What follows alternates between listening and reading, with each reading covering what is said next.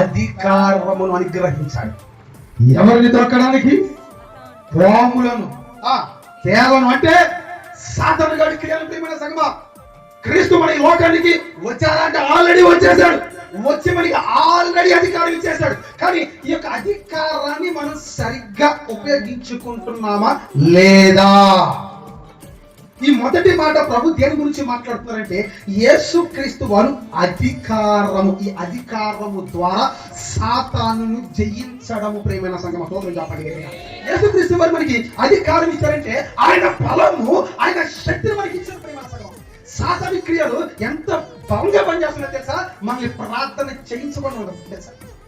మనల్ని మందిరాల్లో కూర్చోకుండా చేస్తున్నారు తెలుసా? మనల్ని ఉపవాసం ఉండకుండా చేస్తున్నారు తెలుసా? మనం ఎంత వాక్యంలో బలపడాలని చూసినా సాతాను గారు ఏం చేస్తున్నాడు తెలుసా? నేను ఆపివేస్తుంది మన సగం. దాన్ని నువ్వు జయించలేకపోతున్నావు. అయ్యా అయ్యారండి, నేను ఎంతో ప్రార్థన చేస్తున్నానండి, నేను క్రమంగా మందిరానికి వస్తున్నానండి, నేను క్రమంగా ఉపవాసం ఉంటున్నానండి, క్రమంగా బలాదులో ఉంటున్నానండి, కానీ సాతాను గారిని నేను జయించలేకపోతున్నాను అని మనం చెప్పుకుంటున్నావే. కారణం ఏంటో తెలుసా? నీలో క్రీస్తు లేడు. ఎంతో బాధాకరమైన విషయం. నీలో క్రీస్తు లేకపోతే ప్రియమైన సంగమా, నువ్వు సాతానుని జయించలేవు. యేసుక్రీస్తు వారు నీకు అధికారం ఇస్తున్నాడు అని చెప్పట్లా, అధికారం ఇచ్చేశాడు సాతాను గారు జయించడానికి. చెప్పాలి.